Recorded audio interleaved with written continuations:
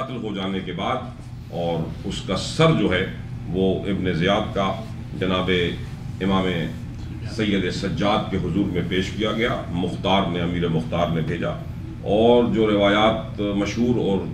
کافی معروف ہیں وہ یہی بتاتی ہیں کہ امام نے اس سر کو دیکھنے کے بعد یہ کہا کہ قاتل اور سفاک ظالم اپنے انجام کو پہنچ گیا. اور ہمارے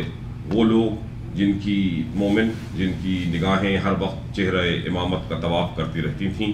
انہوں نے دیکھا کہ ایک ہلکی سی مسکراہٹ کی لکیر امام کے لبوں پہ نمایاں ہوئی، اور وہی ہم سب کی عید قرار پائی ہے. کیونکہ آپ کو پتہ ہے امام علیہ السلام نے اس مسکراہٹ کے علاوہ کوئی ایسا واقعہ نہیں ہے کہ اپنی 35 سالہ 36 سالہ زندگی میں جو کربلا کے بعد باقی رہی، سوائے غم اور اندوہ کے اور عزاداری کے اور امام حسین اور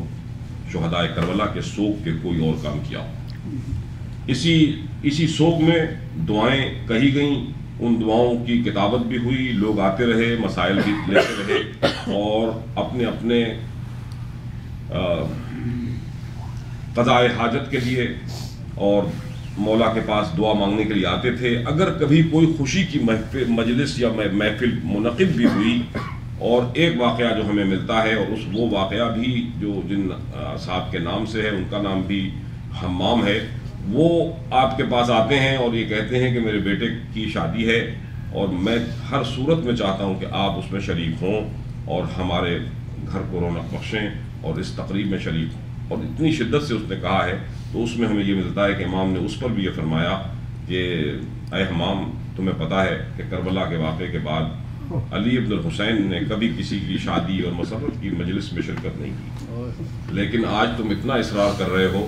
تو ہماری ایک شرط ہے،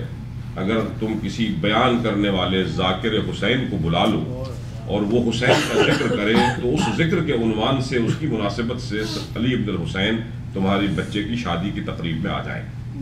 تو یہ فصل اضحیٰ کے یہ جو دن ہیں، یہ سارے دن اس اعتبار سے اہم ہیں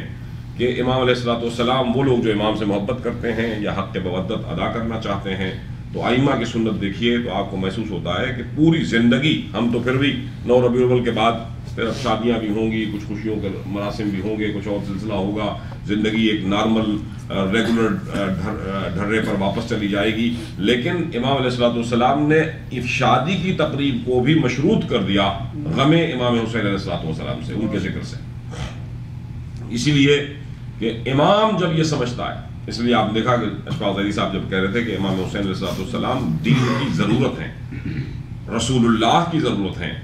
دین کی ضرورت ہیں، علی کی ضرورت ہیں، حسین حقیقت میں تمام انبیاء کی ضرورت ہیں اور تمام اوصیاء کی ضرورت ہیں. اگر مختصر طریقے پہ کہہ دیا جائے کہ وہ اللہ جو بے نیاز ہے، جو کسی چیز کا حاجت مند نہیں ہے، مگر اس کا دین بھی حسین کی قربانی کو ضروری سمجھتا ہے.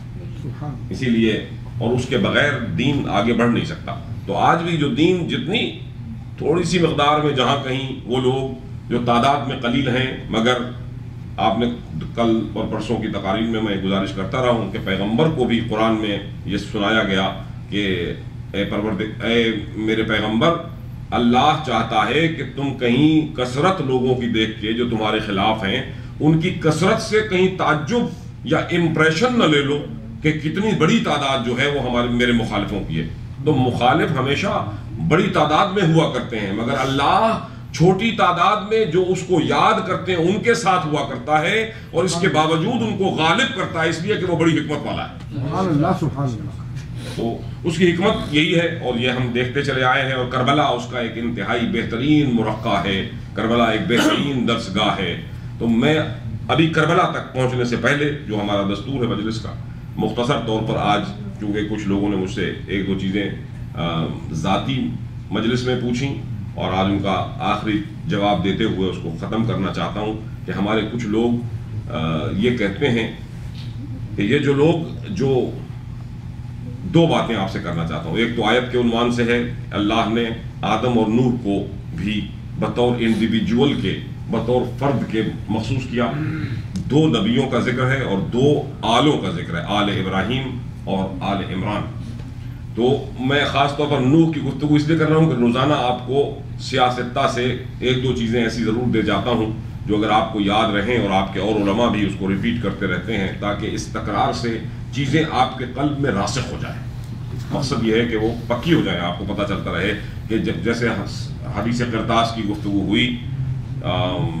اس سے پہلے ہم امام علیہ الصلوۃ والسلام کے بھائی ہونے کی گفتگو کر رہے تھے, اور اس کے بعد ایک حدیث سفینہ ہے, اور اس حدیث سفینہ کو بھی لکھنے والوں کی بڑی تعداد مسلمانوں کی, اس نے اس کو باقاعدہ اپنی کتابوں میں لکھا ہے. مثل اہل بیتی کمثل سفینۃ نوح,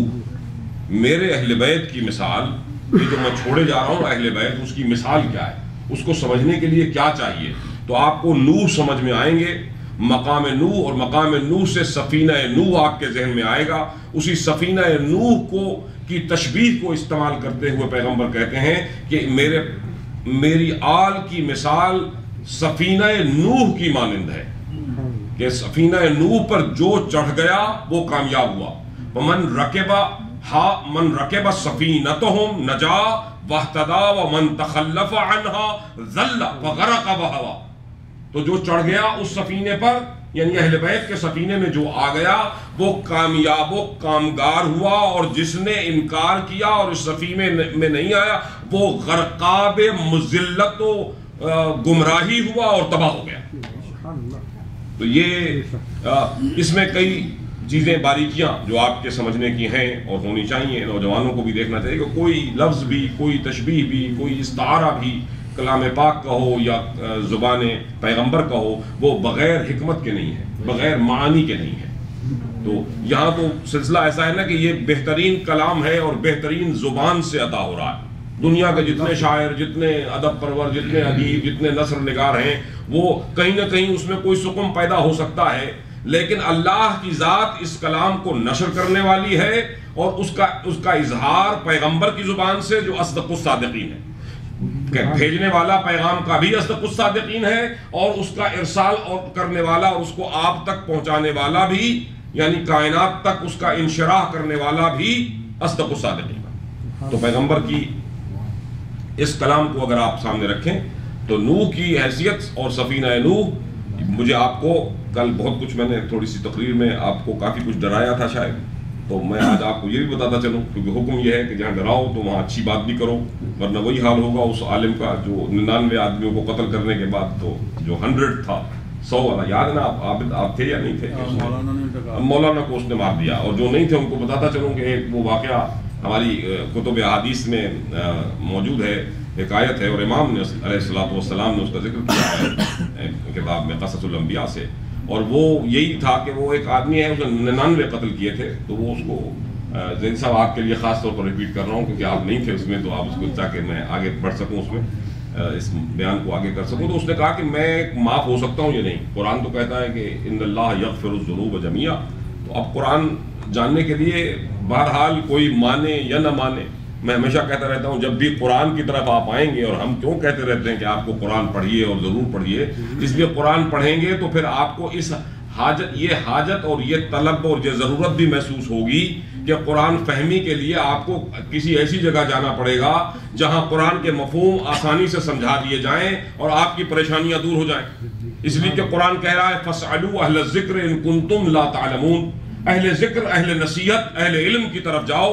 اس چیز پر سوال کرنے کے لیے جس کا تمہیں علم نہیں. معلوم ہوا کہ عالم اور جاہل برابر نہیں ہو سکتے, طیب اور خبیث برابر نہیں ہو سکتے, تاریکی اور روشنی برابر نہیں ہو سکتے, اندھا اور بینا برابر نہیں ہو سکتا.